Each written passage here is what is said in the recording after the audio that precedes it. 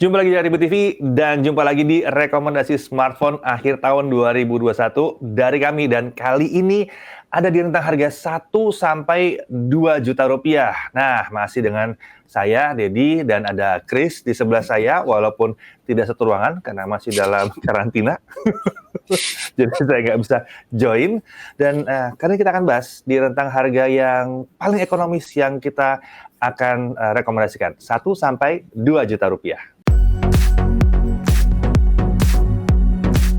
Oke, ya, jadi sekarang kita akan bahas rentang harga 1 sampai 2 juta rupiah yang bisa direkomendasikan.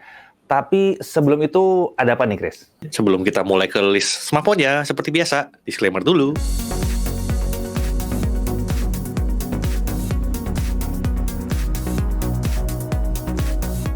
Ya, jadi disclaimer tadi udah dibaca ya, dibaca yang benar. Kalau nggak dibaca yang benar nanti nyesel sendiri loh. Ya, intinya nggak usah berantem.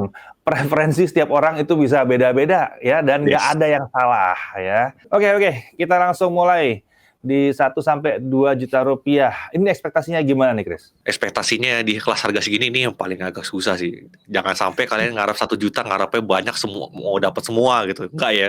Di rentang harga segini memang kelasnya entry level, kita fokus ke performa paling kencang yang bisa didapat. Serta RAM storage yang memadai, minimal dari kita tuh 464 lah. Lebih besar, lebih baik. Terus juga kamera, kita nggak bisa ngarap yang bagus-bagus banget di sini, yang penting berfungsi dengan baik dulu deh. Dan biasanya di rentang harga segini, video tuh nggak ada stabilizer dan itu wajar untuk kelas harga segini ya. Terus juga kita nggak bisa ngarap ini untuk smartphone yang bisa main game berat. Jadi untuk paling nggak untuk kegiatan sehari-hari masih bisa lah. Kemudian untuk apa lagi ya? Ini dari pengalaman kita nge-review smartphone kelas harga segini, hal umum yang terjadi di kelas harga segini tuh ada pengorbanan di gyroscope. Jadi misalnya kalau kalian main PUBG, nggak ada gyronya itu masih terhitung wajar di kelas harga segini. Kalau ada malah bagus. Terus juga layar kita nggak ngarep yang luar biasa banget gitu. Kalau misalnya sampai ada IPS 720p 60 Hz masih bisa diterima di sini, Masih tapi bisa, kalau lebih ya. dari itu lebih bagus. Iya. Kemudian di tahun 2021 belum ada smartphone 5G kelas harga segini. Mungkin tahun depan ya, untuk tahun segini Yes. belum. Oke. Wah, tahun depan ada mah asik ya. Jadi, persyaratannya apa? Kayaknya di kelas harga segini ini memang banyak yang akan nyari juga untuk kebutuhan untuk sekolah ya. Heeh. Sosial media untuk anaknya sekolah juga mungkin ya tadi ya, terus penggunaan yang ya mungkin ada yang ringan-ringan, ada yang secondary phone juga mungkin ya. Kalau untuk prosesor kita tidak akan pilih yang tidak punya Cortex A7 sekian itu, harus ada Cortex A7 sekiannya. Kalau enggak nanti agak sedikit lelet ya. Kalau ada pengucilan mungkin karena baterai. Oh, Terus misalnya RAM ada tadi fitur-fitur dibahas spesial ya. gitu ya. RAM tadi dibahas di 464. Kemudian ya kalau kamera sih ya udahlah ya. Kita terima aja kalau kamera di harga segini gitu. Nggak Yes, terlalu oke. banyak bisa nuntut banyak. Tapi kayaknya sih spek di harga segini udah mulai naik sih. Dan Yes. menyenangkan naiknya. Kita mulai dari yang pertama nih, Balik lagi kita ke Infinix Hot 11S NFC. Hot itu seri terjangkau, bukan yang paling terjangkau, tapi yang cenderung lebih terjangkau. Dan ada NFC. Di 1,999 ini untuk RAM 4GB, storage 64GB, layar 6,78 inci, Full HD Plus 90 Hz. Helio G88 lagi ya, udah G88 ini. Kamera 50 megapiksel, ya nggak ada ultrawide, kamera selfie-nya oke lah, baterai 5000 mAh, Android 11, ya menarik di sini, menarik. Kita udah dapat NFC di harga segini dengan layar yang kekinian, prosesornya oke lah gitu ya. Pertimbangannya juga mungkin ini aja, harganya mepet banget dengan 2 juta. Iya. Mepet banget. Mepet banget. Terus ya tentunya OS-nya si Infinix bukan OS paling bersih sedunia ya. Iya. Jadi tapi untuk harga segini tuh sudah given ya. OS bersih itu udah susah dicari memang ya, harus Iya. pinter-pinternya aja pakai itu ya. Gitu. Jadi Infinix Hot 11S NFC yang 464. Yes. Dan yang menariknya ini nanti malah ketiban sama yang berikutnya, apa nih Chris? Yang berikutnya kita ada Infinix Hot 10S NFC. NFC lagi. Pendahulunya. Ini Iya. kita pilih yang varian RAM-nya 4GB dengan storage 128GB. Ini kita dapat di harganya mirip-mirip juga di 1,9 juta. Jadi Iya. ini produk sebelumnya ya. Jadi kan tadi kan Hot 11, yang ini Hot 10-nya. Tapi masih layak juga. Dia juga punya layar HD Plus di 90 Hz. Dia juga masih fitur yang langka nih di kelas harga segini. Dia pakai Helio G85, jadi performanya masih ada lah. Baterainya juga gede, 5000 mAh. Lalu dia juga punya NFC tentunya, kameranya 48 megapiksel, kamera utama, sisanya anggap aja bonus. Single main kamera yang paling berguna itu. Terus dia juga kasih Infinix ya, ini sebenarnya berlaku untuk Infinix sih. Selfie-nya punya dual flashlight. Lalu dia juga udah triple slot, bisa micro SD sampai 512 GB, masih ada fingerprint, masih ada face unlock. Pertimbangannya dibilang fatal banget enggak, tapi kalian mesti perhatiin aja sih.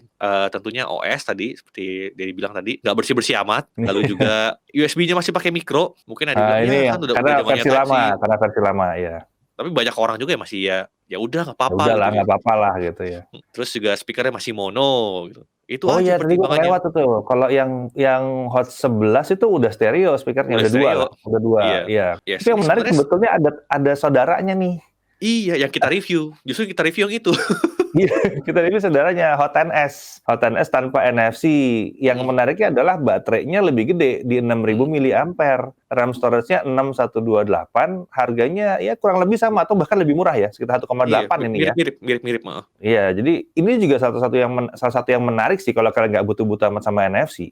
Yes. Ini menarik juga sebetulnya. Jadi dari Infinix punya banyak pilihan yang selamat pusing kalian mikirnya. Iya. Ternyata baterai bisa beda gitu. Kalau butuh NFC gimana, kalau nggak butuh NFC gimana ya dia diperhatiin aja sendirilah. Ya. Dan yang Hot 10s tanpa NFC ini udah kita review. Nah, yang berikutnya nih yang special case. Direkomendasikan tapi karena ini special case. Seperti biasa kita harus bilang, di kelas harga segini nggak bisa minta semuanya bagus. Nah, Advan GX ini adalah salah satu yang unik karena ya dia bagusnya di performance. Dan UI-nya yang bersih banget itu bikin performance-nya jadi bisa stabil terus ya. PR paling besarnya adalah kamera, dan itu PR besar sekali di kamera. Kameranya bahkan untuk foto aja kadang-kadang kurang reliable gitu. Iya. Iya, buat video, waduh lebih parah lagi deh kameranya. Walaupun sebetulnya ya di atas kertas menarik banget, karena ada ultra wide-nya. Ya kan, di atas kertas menarik banget. Kamera utama ada, kamera ultra wide ada. Wah, apalagi gitu. Begitu dicoba 15 fps. Waduh, berantakan. Coba berantakan buat video, berantakan semua buat foto, berantakan. Jadi kamera lupakan, tapi ke performance, nah ini ajaib sih. Walaupun ini SoC-nya asing ya, maksudnya kan orang taunya MediaTek, Snapdragon, ini namanya Unisoc atau enggak, Uni SoC, bener ya? Iya. Uni SoC T6128. Ternyata itu T618 ya, T618, iya. Dan itu kenceng. Nah iya. Kalian masih main Genshin masih bisa loh, lowes 60 di sini, masih oke lah gitu. Iya, lowes 60 masih bisa stabil di sini. Enggak dropnya tuh enggak 15 gitu, enggak. Dropnya tuh 20 sekian, 20 di atas 25 gitu, 25-an, 35 gitu. Jadi stable banget main di sini. Ya, yang buat kalian yang main PUBG juga pasti seneng sih. Ini satu fitur langka di kelas 1 sampai 2 juta karena biasa produsen lain pada memangkas fitur ini. Dia punya gyro hardware. Cuma dia yang ngasih nih. Iya. Dan ingat ya, RAM-nya 6 ya. Udah Advan kameranya. Kalau bisa di kamera aja, dia beresin kamera aja. Udah luar biasa deh kalau dia beresin kamera. Sayangnya mungkin belum bisa, mungkin karena Uni SoC-nya sendiri juga masih tuningnya masih agak repot ya. Tapi kalau kalian butuh sebuah smartphone untuk performance, untuk gaming terutama di kelas harga 1 komaan ya. Dia bilang 1,999, tapi kalau buka Tokped itu 1,8 keluarnya nih. Mungkin efek samping dari awalnya dijual di 1,7. Oh.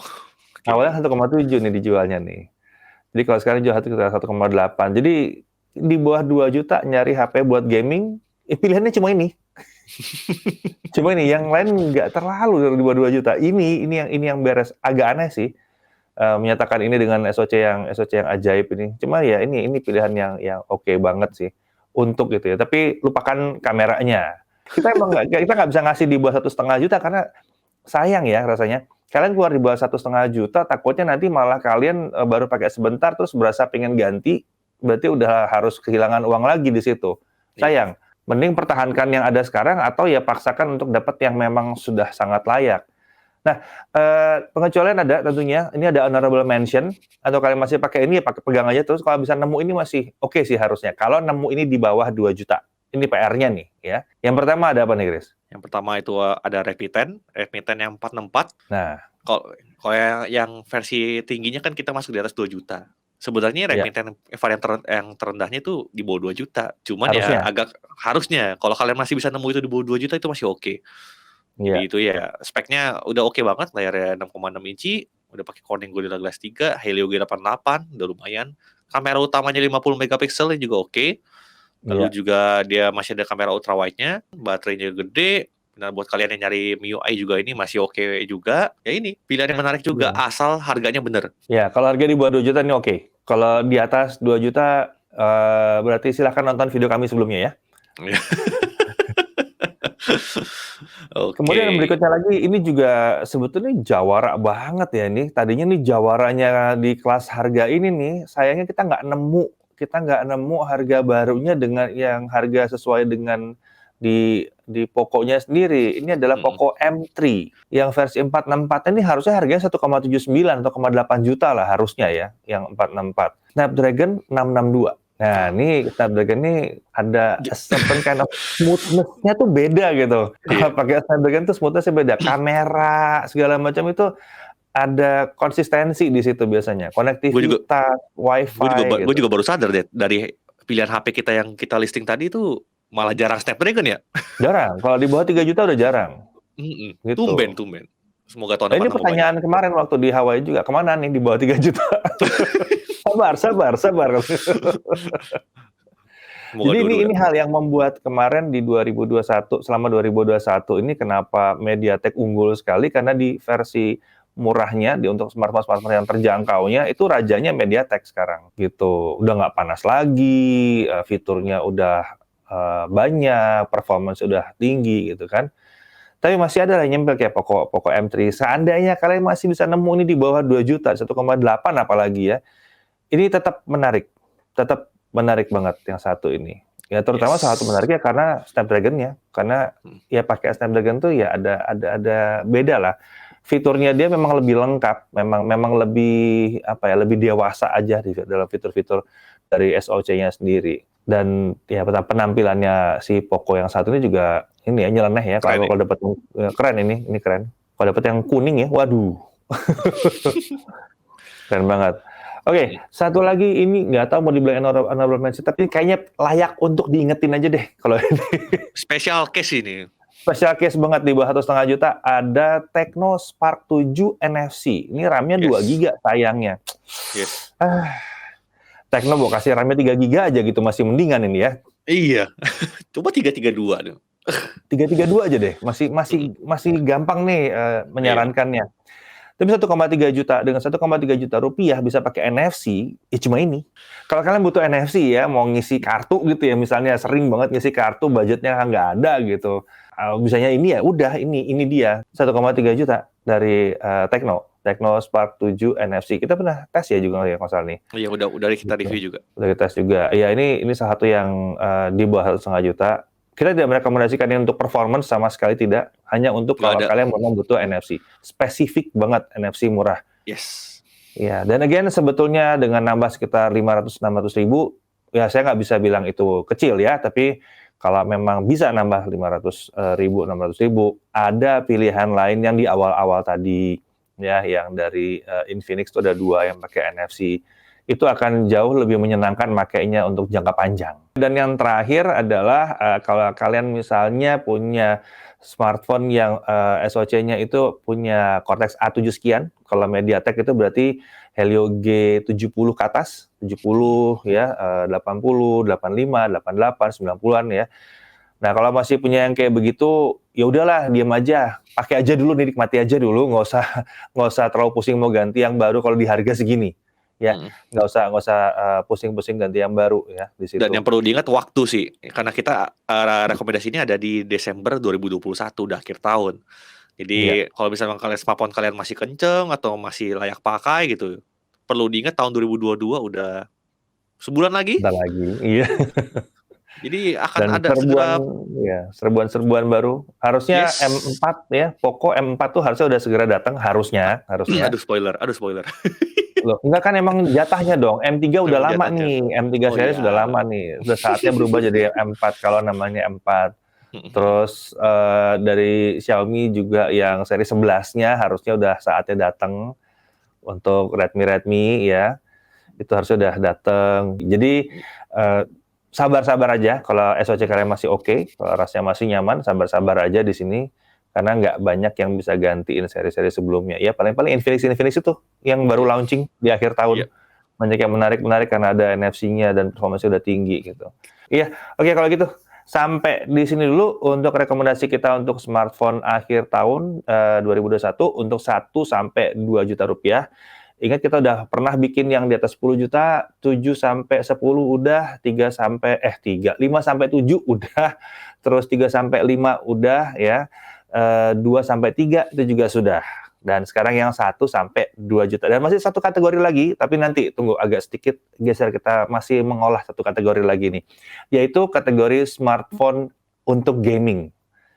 Sebenarnya kalau diambil intisari sih udah ada disebut sebetulnya. Cuma kita bikin rangkuman lagi spesial untuk smartphone gaming basis Android ya, basis Android. Kita nggak bilang yang basis iPhone, agak repot.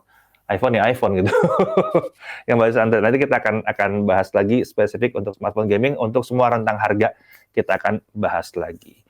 Oke, kalau gitu sampai di sini dulu rekomendasi kita kali ini. Saya Deddy Irfan dan Yes. sampai jumpa lagi di Jaga TV TV.